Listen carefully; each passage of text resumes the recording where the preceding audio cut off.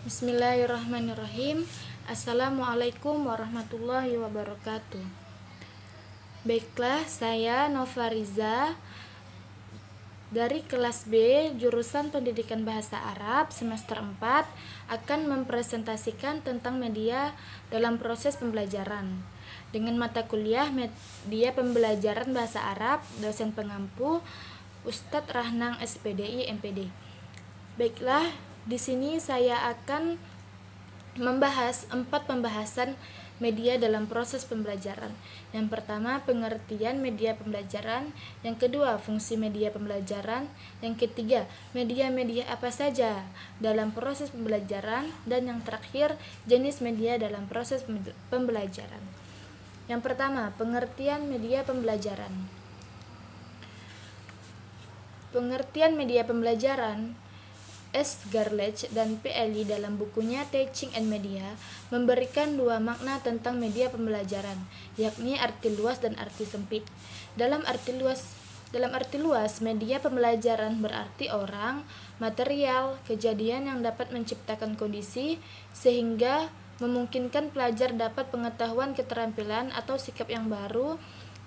Sedangkan dalam arti sempit, media pembelajaran berarti grafik, potret, gambar, alat-alat mekanik, elektronik yang dipergunakan untuk menangkap, memproses, serta menyampaikan informasi visual dan verbal. Yang kedua, fungsi media pembelajaran. Fungsi media, khususnya media visual, juga dikemukakan oleh Levy dan Lech. Ada 4 fungsi media, yaitu fungsi atensi. Fungsi atensi media visual dapat menarik dan mengarahkan perhatian siswa untuk berkonsentrasi kepada isi pelajaran. Yang kedua, ada fungsi afektif. Fungsi afektif dari media visual dapat diamati dari tingkat kenikmatan siswa ketika belajar membaca teks bergambar. Yang ketiga, ada fungsi kognitif. Fungsi kognitif media visual melalui gambar atau lambang visual dapat mempercepat pencapaian tujuan pembelajaran untuk memahami dan meningkatkan pesan atau informasi yang terkandung dalam gambar atau lambang visual tersebut. Dan yang terakhir ada fungsi kompensatoris.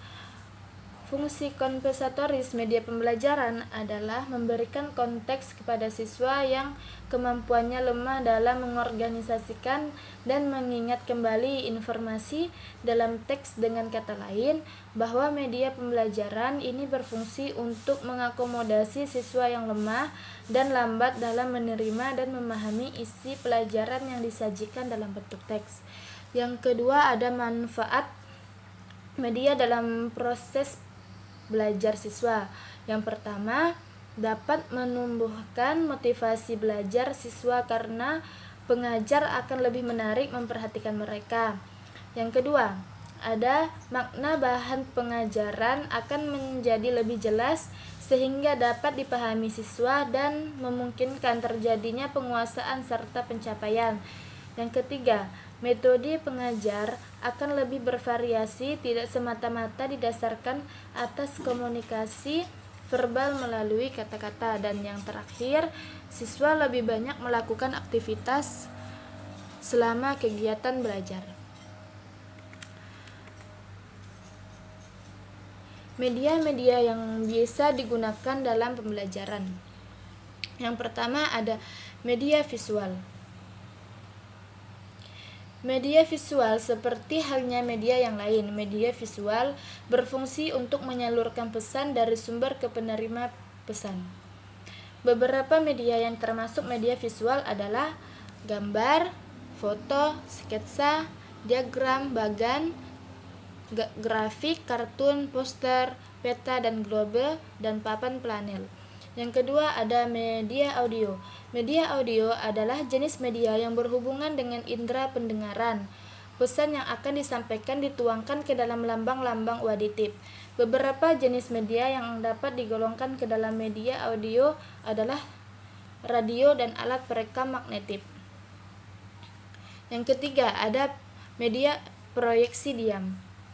Beberapa media yang termasuk ke dalam media proyeksi diam diantaranya adalah film bingkai, film rangkai, OHT, opaque proyektor, dan mikrofis. Dan yang keempat ada media proyeksi gerak.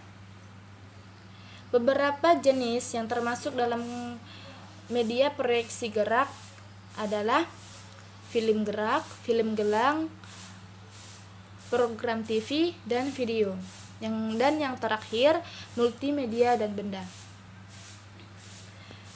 Multimedia adalah sembarang kombinasi yang terdiri atas teks, seni grafik, bunyi, animasi, dan video yang diterima oleh pengguna melalui komputer. Sedangkan benda adalah benda-benda yang ada di sekitar dapat digunakan sebagai media pembelajaran, baik benda asli maupun benda tiruan atau miniatur. Dan yang terakhir, jenis-jenis media pembelajaran. Terdapat 6 jenis dasar dari media pembelajaran menurut Heinrich dan Molenda. Yang pertama, teks. Teks merupakan elemen dasar bagi pencapaian suatu informasi yang mempunyai berbagai jenis dan bentuk tulisan yang berupaya memberi daya tarik dalam menyampaikan informasi. Yang kedua, ada media audio. Media audio membantu menyampaikan maklumat dengan lebih berkesan, membantu meningkatkan daya tarik terhadap suatu persembahan jenis audio termasuk latar, musik atau rekaman suara dan yang lainnya.